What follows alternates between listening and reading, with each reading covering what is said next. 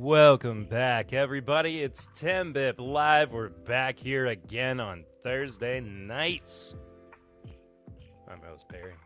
Thank you guys so much for being here. Coming back. We're checking it out for the first time. Very good to be with you this Thursday night. Very, very good to be here with you. Hope you're well. Hope you've got something in your class, too. Hope it's real nice. Hope you're not just pouring yourself some old run-of-the-mill crap. But that being said, hey, you do whatever you want to. You do whatever you want to. Dramhound stopped in for a bit. Hopefully Adam's still here. Hello, Adam. Cheers, crew. Cheers to you, buddy. Miss MC. Love Wood Series. Smash a like, feed Snuffy. See y'all on the replay. Good to see you in the chat, Emily. Tony Bearvides. Hello, Tony. And Donnie the Linux Cat says, mash that like button, click subscribe, and ring that bell and choose all so you get notifications and you don't miss a thing. The man speaks the truth. You do all the things and it just makes your life easier, as some would say. Connor Kirkpatrick, hope you're well, my friend. Good to have you here along for the ride. Tony Bag of Donuts, welcome to Thursday Night Live. Yes, welcome indeed. Richie Z, what's happening, man? Good to have you along. It has been a minute. Sugar Kitty says, meow. Yes, hello, Sugar Kitty. More subs? It sure does look like it. Looks like we are at 12,000. What is this? 1,211?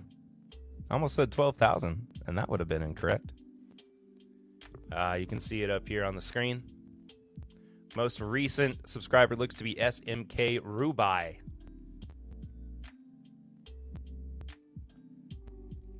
Thank you guys so much for subbing. If you haven't done so already, please, of course, hit the subscribe button. Well, what I want to do is pour This Is My Bourbon Weekend 2022 New Riff. Tommy D, what's up, Tommy? Howdy, wait, what? Richie Z is not a mod on a channel? Well, I think we've already got like 3 or 4 mods in the chat right now, and there's less than a dozen of you. So, if things get out of hand, Richie, you are next in line, my friend. You are next. Apologies if I'm gonna try to just fudge with the camera a little bit throughout the show.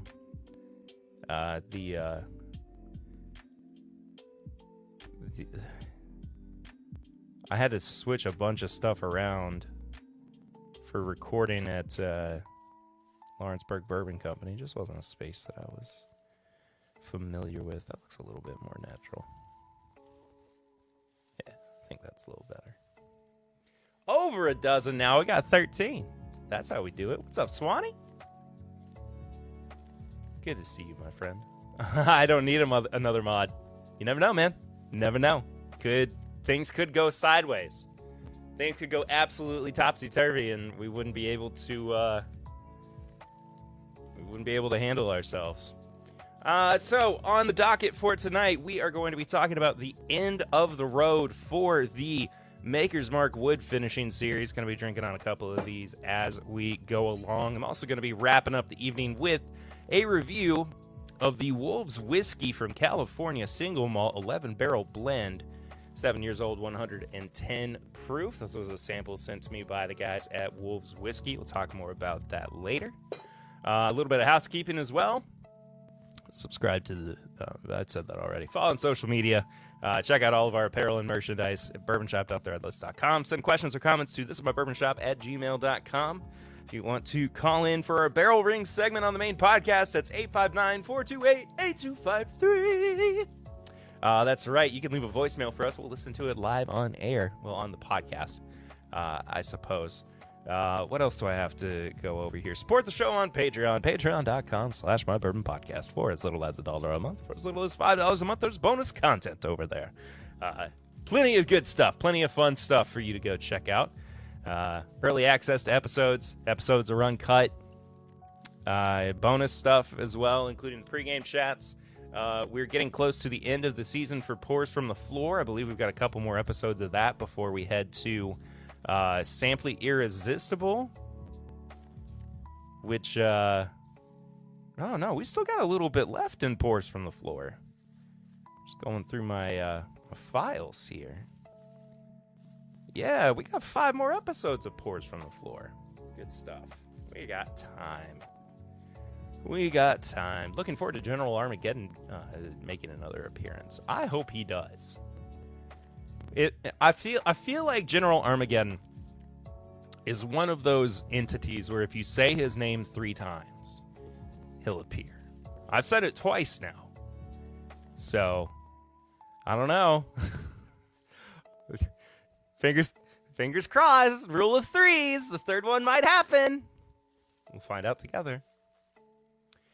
Swan's getting ahead of the curve. Hot take. Well, I think this brought my interest back to makers. I feel that these have gotten worse over time. Now they're on par with a good select, which are much more available. Long live RC6. I am excited to get into this. I haven't had RC6 in a minute. That is such a great bottle. And Donnie just got recently got another one. That's pretty awesome. Cheers, everyone. Cheers to you, Stacy. 4-Leaf Whiskey. Good to have you. Jeffrey Wack. Hello again, Whiskey friends. It is so good to see you, man. Hope you're well. Yeah, if we could get another little Skeletor appearance to happen, just drop the word boob and disappear, I'd be happy. When I get the alert, Perry is live at 5 p.m. when on the West Coast.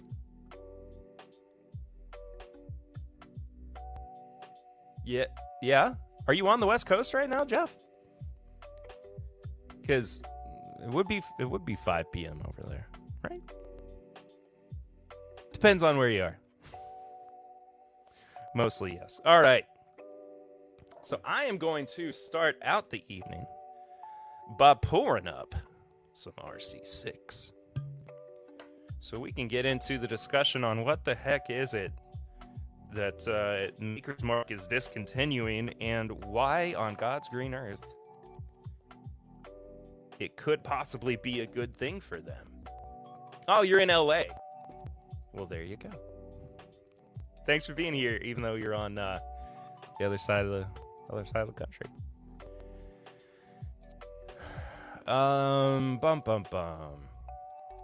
FAE 01 and 2 grabbed my attention, but this last release wasn't exciting for me. We will get into that in a minute. Anyone had BEP yet? Is it out? I don't know if Barrel Entry Proof is out yet. Oops. RC6 and SE4 PR5 have been a step above everything else. I'd rather have a good low 46 stave high-end French Mardi. I don't know what that word is. No. But BEP is out. Okay. Cool. All right. So let's do our due diligence. Excuse me. Let's start first just by talking about what the Maker's Mark wood finishing series is. We're gonna pull this directly from RC6 is an early Maker's wood finish and still is a great one. Absolutely. I've never had RC6 because you never sent it to me. Fair. I will take care of that. I'm very sorry, Tony. Oh, let's see. Not slides. Share screen. There we go. All right, coming directly from the Maker's Mark website here. The wood finishing series. Our exploration of wood finishing began with the creation of Maker's Mark 46, and this discovery opened new doors on how makers could be expanded on while staying true to its original taste vision. Since then, we've amassed over a decade of innovation and experimentation in wood science with Maker's Mark private selection, and limited releases of our wood finishing series. We look forward to what's still to come on this journey, and we hope you do too.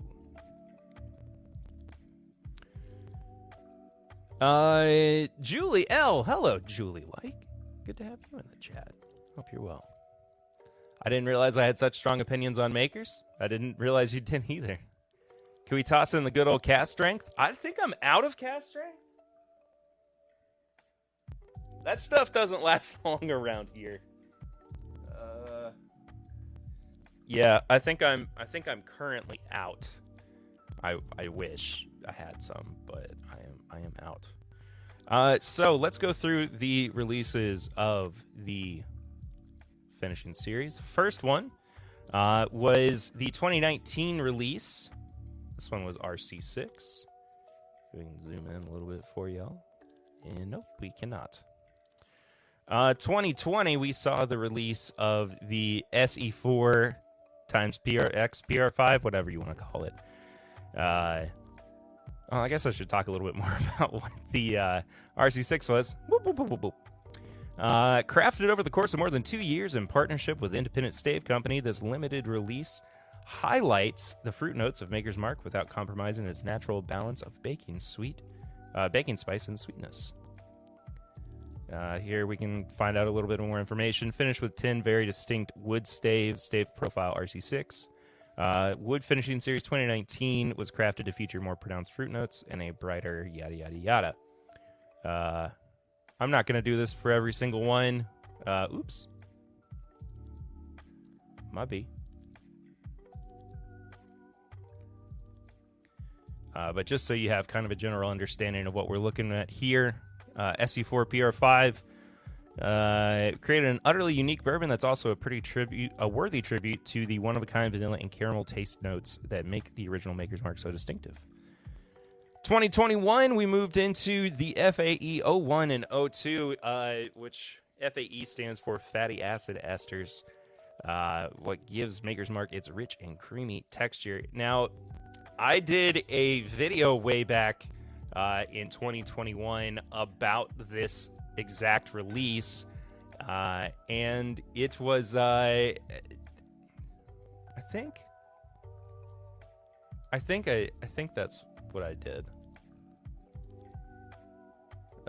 Yeah, I did just the FAE 01, and it came about later that blending the 1 and the 2 actually made for a better product altogether, which was bizarre, truly bizarre, but in the end turned out to be something unique and quite enjoyable. I mean, I really did enjoy the blend of 1 and 2. Says, for this limited release, we discovered a way to double down on the flavors extracted by a single stave. By only searing one side, we were able to keep the rich fruitiness in the bourbon while bringing out hints of tobacco and a dank woodiness with every sip. Almost makes you believe you're walking through our barrel warehouse. Moving on. Now, I didn't know about these. Or maybe I did. And I've just kind of forgotten about them. But there were 2 city editions, city series, New York and Sydney. Also, Deathless Dogs. What's going on, Dan? I hope you're well, buddy. Good to see you in the chat. Shauna Marie is here as well. Cheers, everyone. Cheers to you, Shauna. Good to have you back. I don't remember anything about these releases, except it looks like they were just finished in something from Sydney, something from New York. But I'm surprised to see this even like on the website, on the actual list. That being said, I would have liked to have tried those back when they were available. 2022 saw BRT 01 and 02 as the 4th wood finishing series. This dual release features complementary bourbons that work together to show why we still rotate our barrels by hand throughout our rickhouse, so we consistently achieve the taste of Maker's Mark. I never really got around to doing a review of the BRTs, forgot the name immediately, last year, but having had them since, both are pretty good releases. I think I liked 1 better than I did 2, but that being said, I haven't taken a lot of time with them to figure that out, so maybe that is something we can revisit in the future. And the latest and final release, the Wood Finishing Series 2023 2023, excuse me, BEP, which stands for Barrel Entry Proof. We get big flavor from our low 110 barrel entry proof, and this expression amplifies that even more with special finishing staves. It's the fifth and final bourbon in this chapter of the wood finishing series. So, slightly exhaustive. I'm sorry that we took a little bit of time to get through that, but I figured it was important just to kind of talk about the releases individually. And give you an idea of what this project seemed to imply for Maker's Mark. And it's no surprise, of course, that this was kind of like an offshoot of the 46 project, of their French Oak project, which of course still stands true to this day. We just did a review a couple weeks ago on Maker's 46, just the standard offering, not the cast strength.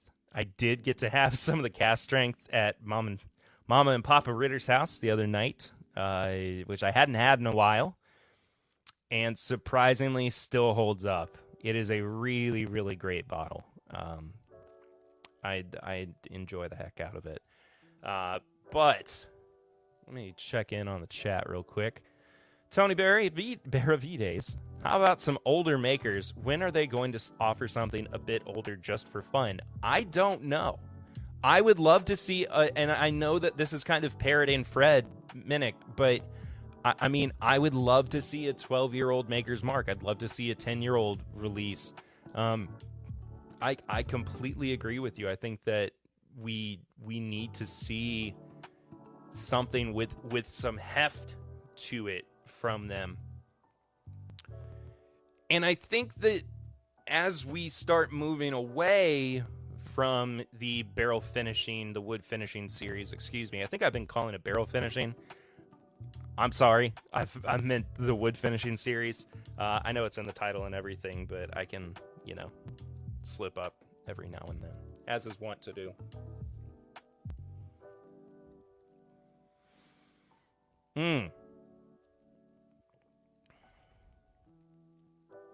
Whoa.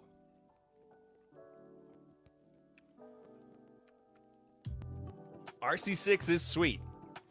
I don't think late winter, early spring is the right time for it. This is more of a tail end of summer into autumn kind of bourbon. Whoa, that finish. Oh my goodness gracious. If ever there were such a thing as a cinnamon wood stave, that's what the back end of the palate is for me on RC6. So sweet up front, starts to go a little bit more bitter and a little bit more bold, drier towards the end of the palate there. But quite good. Quite good. So yeah, I think that if we're talking about like some positives of makers discontinuing this line, it's important to note that this frees up some brain power to do something else. And I'm not saying that they hadn't planned this all along, or that they hadn't gotten to a point where they said, just kind of in the back of their minds, they were thinking, well, we've got something else we can do. We can put out an age-stated product that's more than our 7 or 8 year old bourbon. And I think the other aspect of it too is just that they've been doing this for so long. They've been doing it for just years, like a decade, right? And I'm not saying that that's a bad thing. What's up, James Taylor? Good to see you. You don't think they should discontinue the wood finishing line, Richie? We will talk about why they shouldn't in a minute as well, because I do think that there are there's multiple sides. I think this is more than just a two-sided coin. It's a three-sided. It's a multi-faced die. Dice, whatever the crap. I don't know. You get what I'm saying? There's not just one or two viewpoints for this. So what I'm getting at is that while we kind of gave them the opportunity to, I'm going to pull this tab back up for myself, we saw them, kind of go through this method of being very systematic about the way that they approach the finishing, about the way that they approach these new releases. There is a portion of it that does become stale. I think that there is a part of it that makes us feel like, well, what else can you do? What else do you have in store? And going back to what Tony Benavides was saying, why haven't they put out an age-stated bourbon yet? Put out a 10-year, put out a 12-year. For the love of God, put out a 15-year, something. And the thing is, like, I know that it would sell. I know that it would sell well. And not just that. Who's Peter White? Somebody named Peter White in the chat? I've missed it if so. I'm sorry. Julie says, we have quite a few of these, and I'm ashamed to say we have never opened them. You need to. They're great bottles. They really, really are. I just think that it's one of those things where I think that they have lost their momentum with it. I think that they have lost some energy for innovating with this in the way that they have with some of their other projects. And it's okay to if it's run its course, it's okay to say, we're done. It's okay. Like, I think that the worst thing they can do is just accept the fact that, they've done everything they can. Maybe the distiller is a perfectionist and afraid to show flaws of age statements. We love the flaws. That is fair. I do, yes. I don't know. I would have a hard time believing that the whiskey would get old or get worse the older that it got. You know what I'm saying? Like, I don't think I don't know if those two things necessarily line up, but the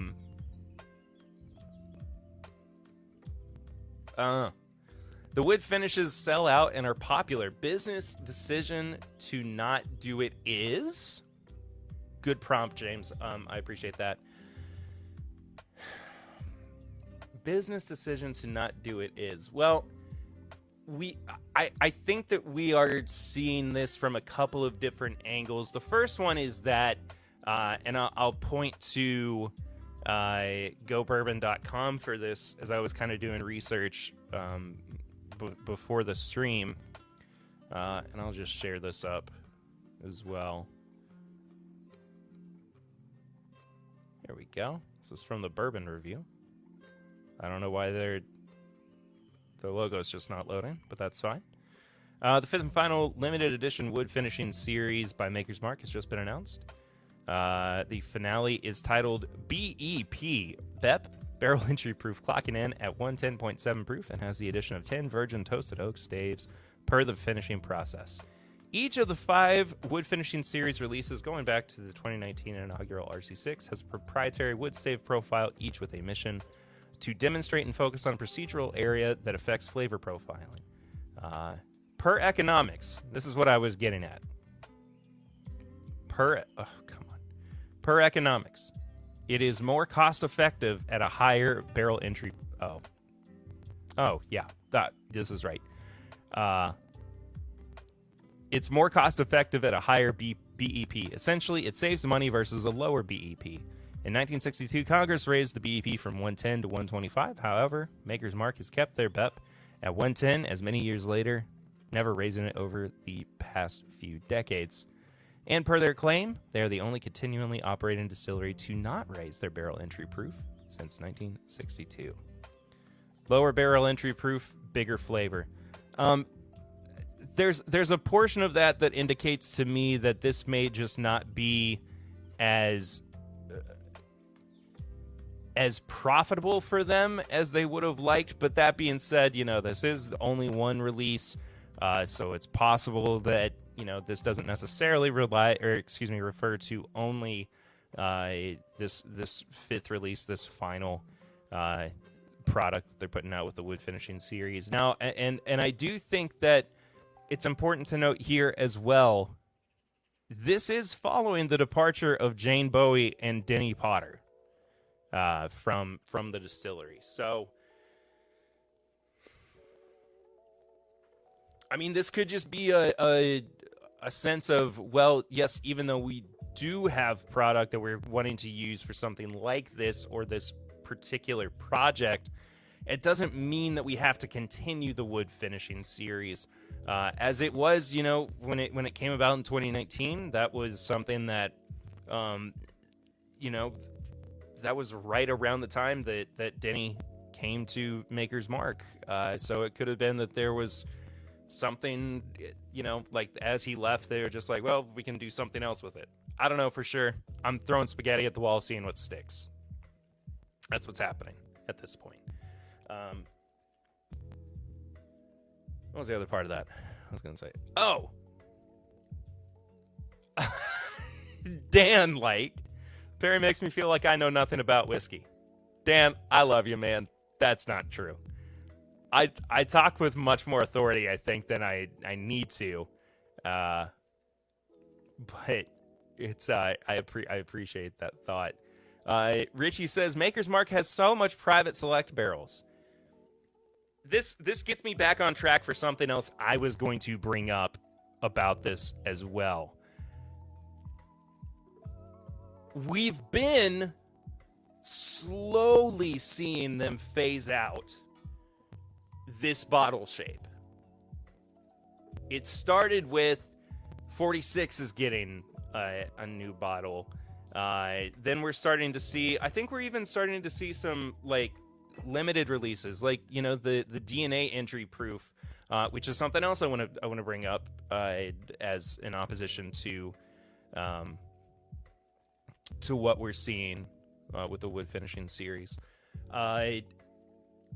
We're seeing them trying to be more cost effective with the products that they are putting on the market, and Maker's has always been largely pretty affordable as well. $30, $25 to $30, depending on where you are for their main product. $35 for the 46. Cast strength doesn't really get too far above that either, 40 to 45. So it's a good mix of these products that, are more affordable. And part of the reason that they're more affordable. Oh, and I think cast strength too is now in the standard Maker's bottle as well, if I'm not mistaken. I could be wrong. I actually think I might be wrong on that. But the point of it is, this is just another, it's another item that goes up on the chopping block. It's something else that they can take away because they don't want to spend the money on this specific bottle shape. When we were going through the glass shortage in 21 and 22, that's when they introduced the redesigned Maker's Mark 46 label and bottle, and it could be that the business side of it was they realized we can do something, we can cut things here and there. Yeah, it's cool to have this bottle, it's cool to set it apart from other products. I don't think that's going to change for something like their private selects, though. I don't think that that's going to change as far as bottle shape goes. I just don't think that the bottle shape and design makes for limited product, right? I know that that's kind of a duh statement, but surely they are seeing that yes, people are loving these bottles, but they're not loving these bottles because of the shape of them. They're loving what's inside of it. And that goes against my argument that this was the right time for them to discontinue this series. I would argue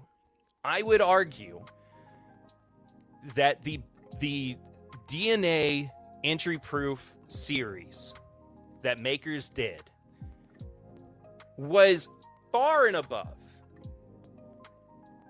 so much more successful than any of the wood finishing products have been. Hands down, period, full stop, whatever you want to say. I think that they were better than most of... Spaghetti isn't for throwing, it's for wearing on your head. That's fair.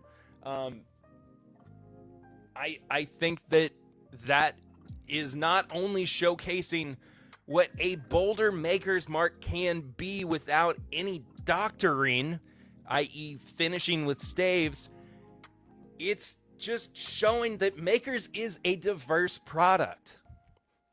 And they have stood the test of time. They're not a new brand.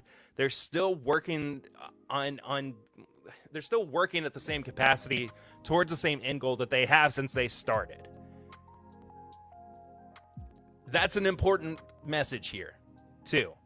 So, I'm not saying... I don't think that this is like a sign of how Makers is just going to stop finishing stuff altogether. There's no way that they would do that. 46 is one of their most popular products. I think it's a better product than their original, even though both have their merits.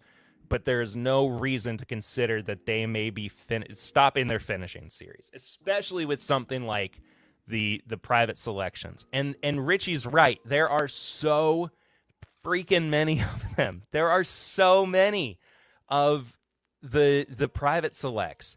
And they're expensive too. They're $90 to $100 depending on where you are, sometimes even more. It's just a...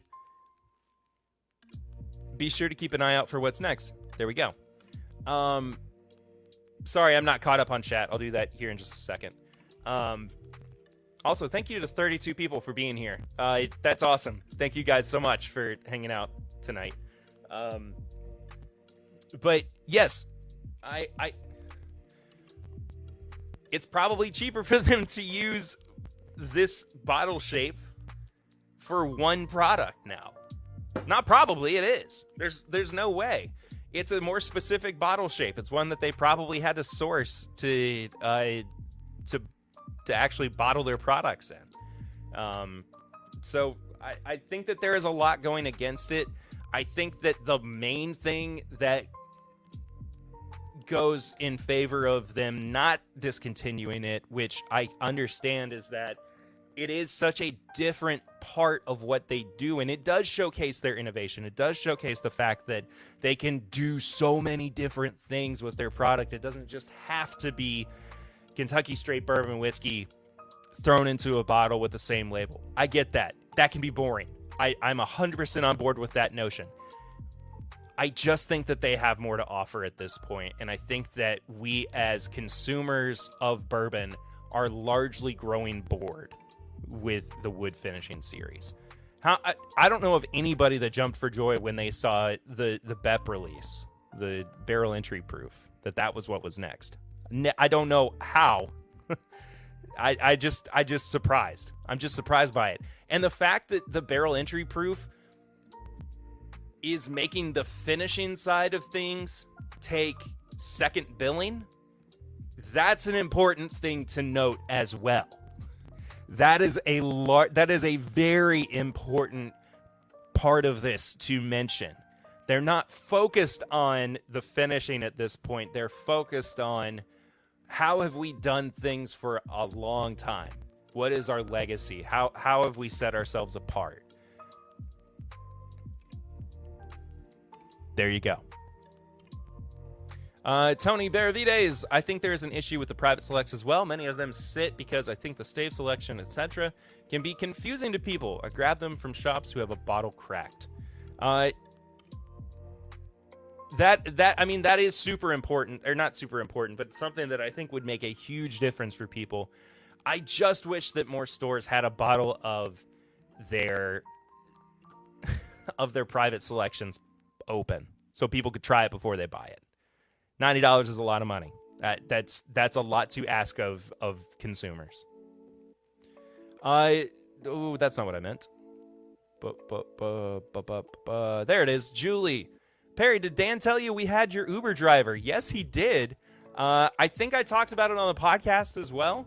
But I got a message from Dan when he and Julie were in Louisville a few weeks ago, saying that they had the same Uber driver that I had the weekend of the very first TIMBP meetup live show in Louisville, and that guy kind of got into bourbon because I was his Uber passenger. Anyway, very cool. World gets smaller every day. Perry, are you drinking? Yes, I am. I'm sorry. I'm talking a lot too. There's a lot to get into with this. A wine finish series next. Interesting. Maker's Mark is huge in the bourbon business and have been. It's true. It's 100% true. I think I missed John Crayons as well. John, thank you so much for being here, man. Good to see you in the chat. Snuffy Chats, I have completely forgotten to tell you how you can support the show. It's our method of super chatting. It's because we haven't reached all the dumb parameters that YouTube sets up for us to just get a little bit of money. If you want to support the channel, if you want to support Mr. Snuffleupagus back there, you can do through the Stream Elements link and whatever. Appreciate you guys who do that. It's just like super chatting. And you can see your message up here on screen, too. So, hit the like button. Tony's telling me to drink.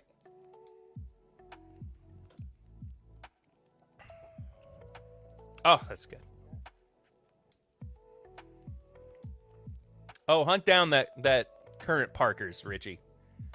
Hunt down that Parker's Heritage Collection double barrel blend. It is. Hope she filled up her gas tank. Hello, Don. I'm the Uber driver's bourbon daddy. That's funny. Take me out to the ball game. Take me out to the crowd. Papa Ritter's here. It's opening day for baseball as well. Good stuff all around, man.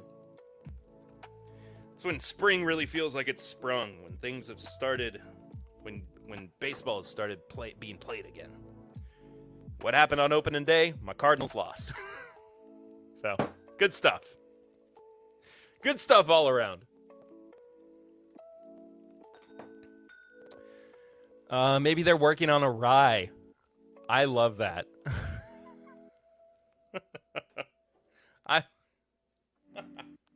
Maker's Mark Rye.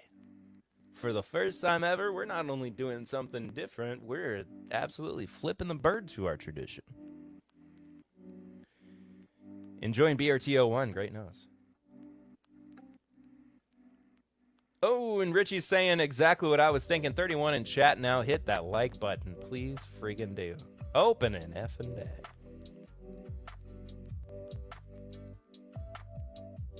Just poured some of the FAE01. As you can tell, it's a little bit low. Welcome to the show, I suppose.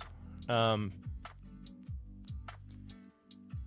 don't know. I think you guys have kind of gone ahead and let me know, but have I missed anything? Have I missed any points on, good or bad for them finishing the wood finishing series? Let me know in the chat. Tasting notes. I don't want tasting notes for it. I do think that,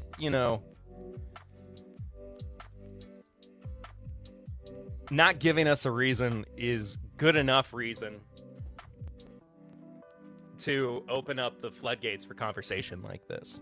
I mean, it gets people talking. It gets people discussing what's next, and it brings them back. You know, and the worst thing they can do is introduce a new product that gets people excited. It's the worst thing they can do. Well, that's not the worst thing they could do. Maybe the best. I don't know. I always get those two things confused. So, as long as the private selection continues, I am good. I agree with you. FAE01 was my fave. I found it off profile and fruity in the best way.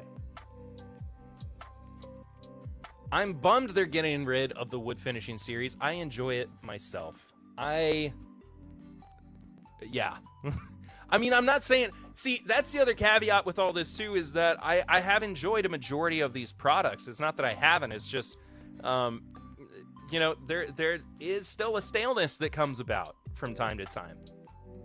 I just think it was time for them to move on to other ventures, to greener pastures and, I don't know,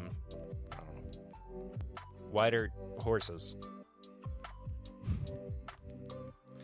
Local store is full of private select. Haven't bought it yet. There we go. Never did find the VRTO2. Sad. Mike Meyer, good to have you in the chat. I've only had it once, but Papa Ritter has a bottle. It's pretty good. What happened to Richie Z's wrench? What's happening? What's going on with this, like, slow campaign to get Richie a mod wrench here in the chat? Tater Dom, hope you're doing well. Good to see you.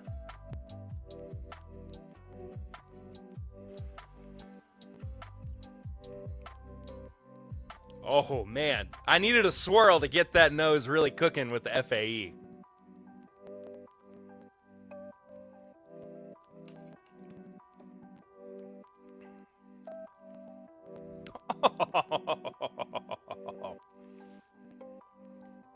Oh, my dear friend FAE01, it has been too long since last we met. And we must stop meeting like this. I wanted to go ahead and get the review poured up as well. Just give it a little bit of time to air out and sit. Campaign is not slow. Wrench Richie now. All right.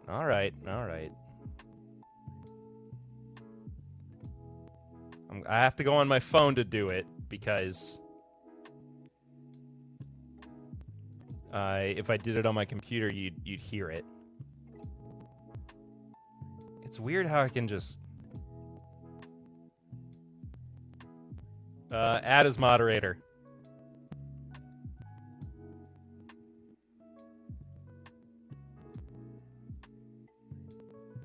There we go. Boom.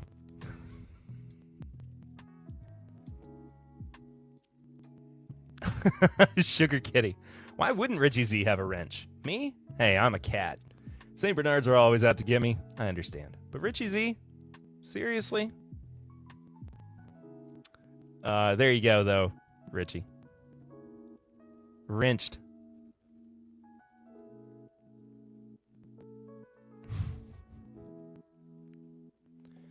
Show that blue wrench off. Do a twirl. Show us what you're working with. Justin Lewis, what's up, everyone? Late but made it this week. Dude, it is real good to see you in the chat. I hope you have been well. It's been a minute, but always good to have you along. Richie looks naked without a wrench. Peter White, what's up? Somebody said hey to you earlier in the chat, and I totally missed that you stopped in here. I'm so sorry about that. Hope you're well. Good to have you. I just heard a bell go off. Most heavenly sound. Oh, Richie, I love you, man. I promote you and your friends' stuff. Hey, that's all. That's all I can ask for. You gotta tell your friends. That's how we grow.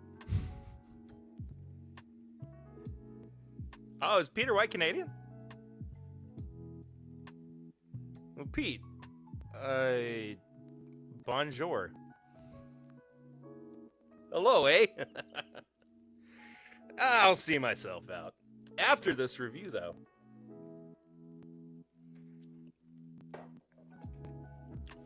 All right. Completely switching gears to a release that I'm very excited about trying, actually, but wasn't even on my radar until I got an email about it.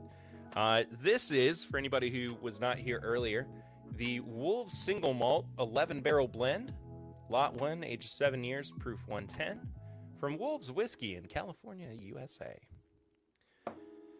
And they sent a nice little handwritten note. It was very sweet. They said, Perry, 12 barrels distilled over 10 days in 2015 and a small brandy still imported from Cognac. I hope you enjoy it. From the Ritters. Or the Ritters. The Wolves. Sorry. Frigid slip, I suppose. Good day, eh? That is what I was looking for, I guess. I don't know. Perry also grows when people hit that like button.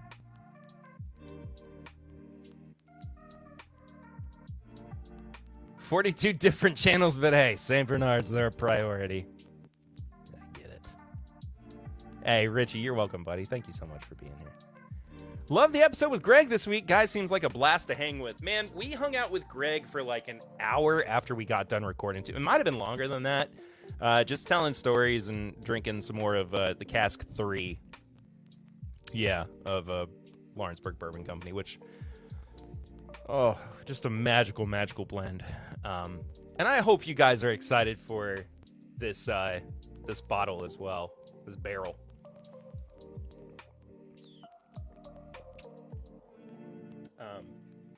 Just got some more details on it. I'm going to wait a little bit before we make any more announcements. But we did get the proof today, so very excited. Perrier Ritter. Not the first time I've heard that, but really good, though. Perrier Bear. There's something in that. There's something in that. All right. Now let's check out the Wolves Single Malt 11-barrel blend. American Single Malt, by the way. You should totally make Sugar Kitty a wrench. You're missing an MVP here. I can do that.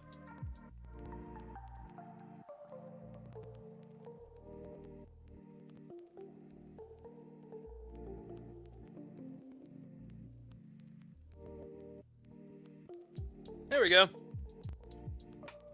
Boom. Just handing out moderator blue wrenches like it's like passing out candy on Halloween. I almost said Thanksgiving. There's something about using that accent that's really funny. Saying Thanksgiving. Handed it out like plates of turkey on Thanksgiving. You got to do the head cock too. All right.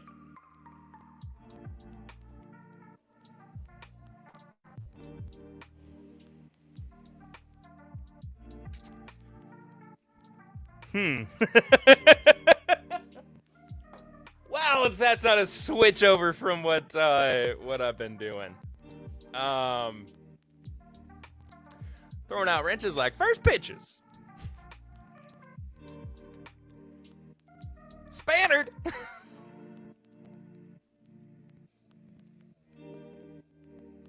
This is wrench 43. That's crazy. Sugar Kitty. How are you even able to keep track of that? I would lose count after like 3 or 4, honestly. I know that I'm a mod on like genuinely like 2 or 3 channels. I'm just amazed that you kept track of that many. What do you do?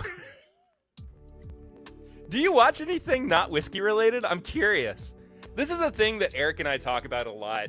We don't always talk about it on air, but like I don't have, and I love everybody handing out wrenches like Herbert handing out candy at middle school.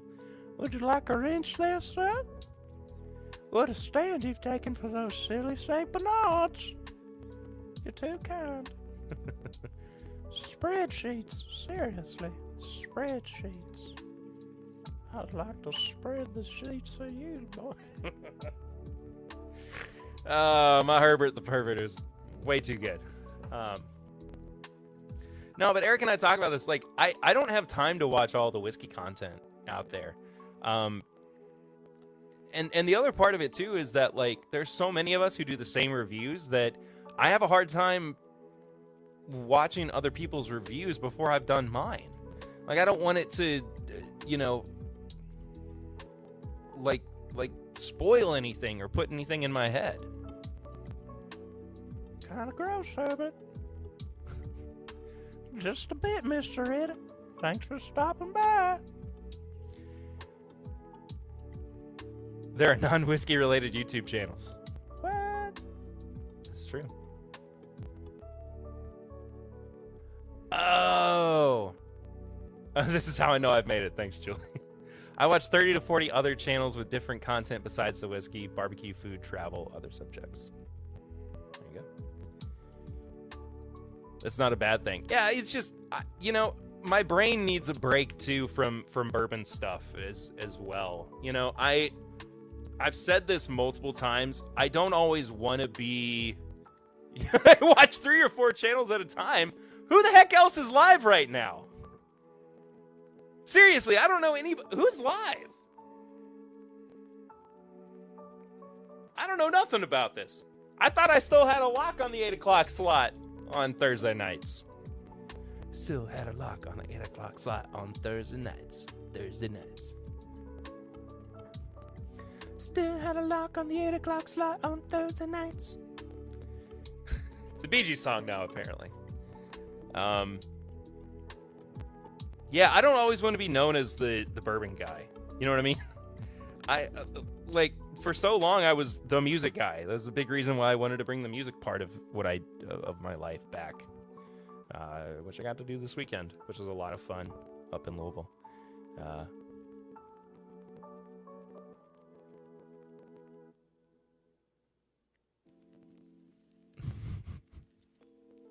Curiosity Public is on in 9 minutes. I think I knew that. Emily. I shall master sheets of spread someday, she says as she tracks. What about barbecue? Who's Joey Bag of Donuts? Joey Tony. Tony, could you... 8 o'clock on Thursday night is much CTV. That's true. Oh, Richie. I'm all about you, man. Perry the Herbert guy. Tony Perry, that sounded like a song from the Search for Everything album. Oh, yeah, it does sound like, Still feel like you, man. I still feel.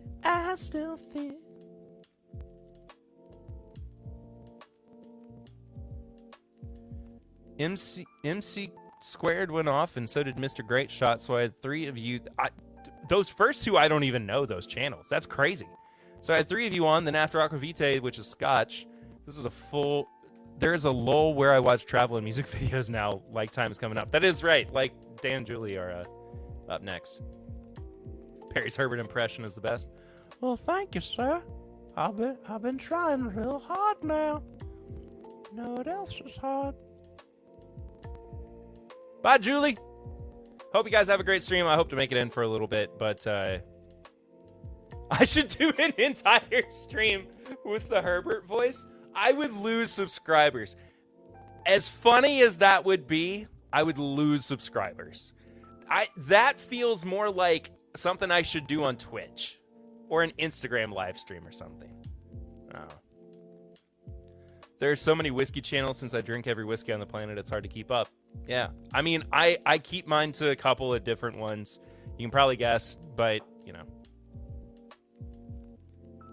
Happy WrestleMania weekend, everybody. I didn't know it was WrestleMania weekend. TIMBP and Lifetime overlap, and then Bourbon Bites, so those tend to be at least 2 at a time. I try my best to be done at 9. Of course, I'm going to be going a little bit over just because I haven't even gotten to this review yet, but let's see what's up. Yeah, that nose is really weird. It's sweaty and savory. Like, it's very briny.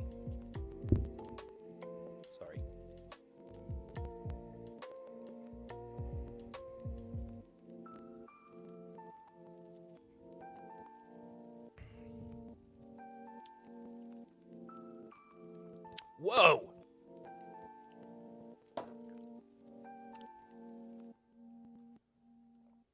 What is happening? Oh, Clifton's not on tonight. Sweaty and savory. Yes. I didn't know Clifton wasn't on tonight. I'm sorry. I don't know why. Don't worry about Thursday. It's one of the fullest schedules all week. That's true. Thursday is crazy night for a lot of people. Sweaty like a Christmas treat. Yes. As in the ball variety. This is really weird. It's good. But just having been on the bourbon track this whole time, especially a wheated bourbon, I wasn't ready for the switch up to single malt malted barley.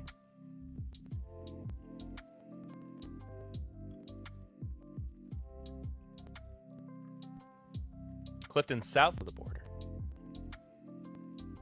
There you go. He is a southpaw.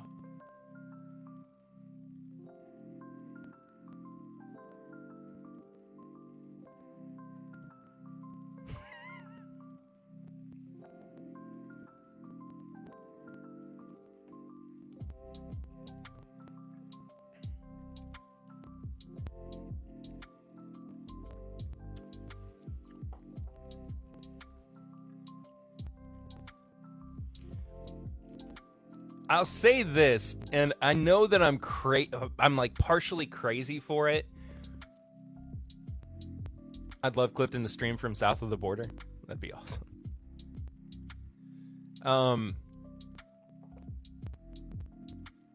It's like a really heavy, high proof lager. Or a pilsner. No, lager. I mean, it's got all of those kind of like Budweiser. Is Budweiser a pilsner? Somebody let me know. I can't remember. I genuinely cannot remember. I had one recently, and I didn't even think twice about it. Which, by the way, Budweiser, still a great beer. Still a really great beer. Women of Whiskey are on as well. There we go. Clifton's at the North/South Carolina borderline. I love the thought of like south of the border just being South Carolina.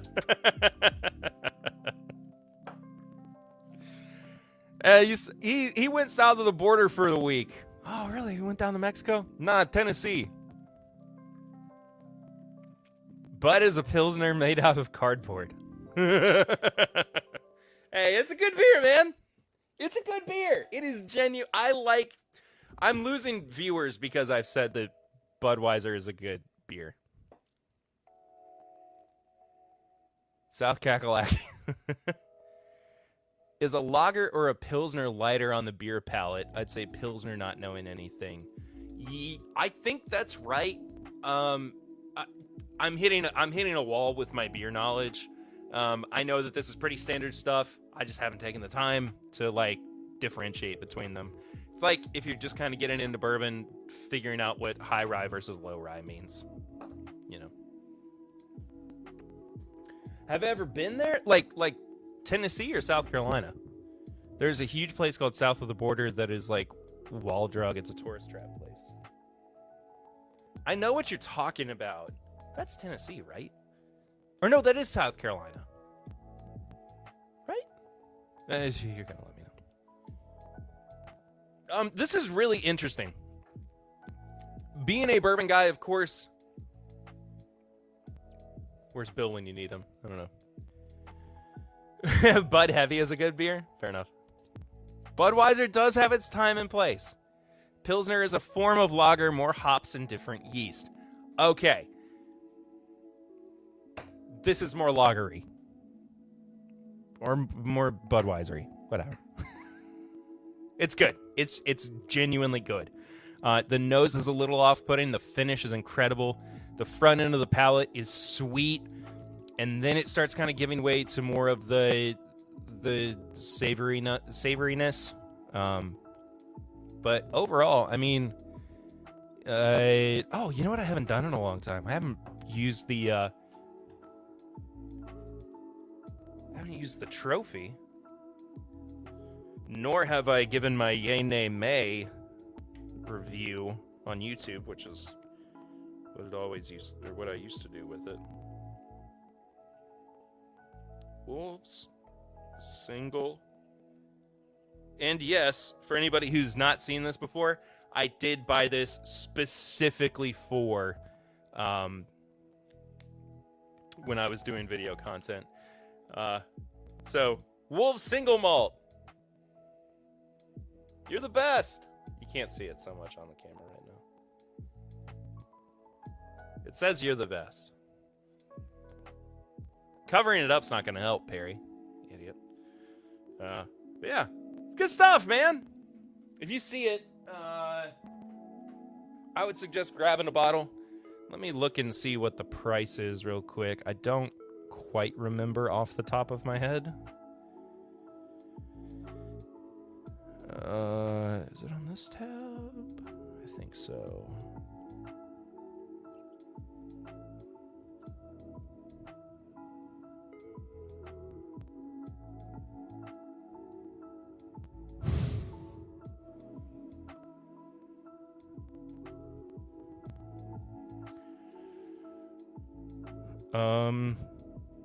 Ow.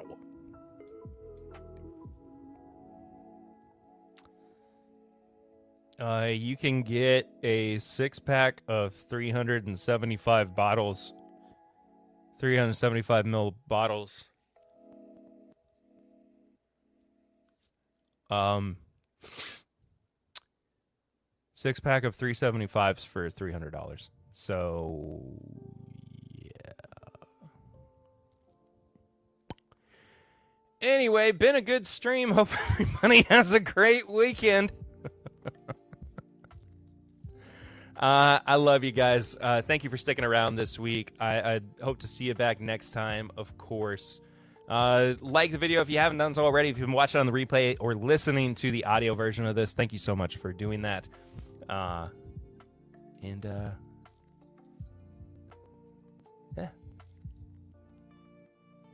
That's it. Love you guys. See you next time. Until then, I'm Perry, and this has been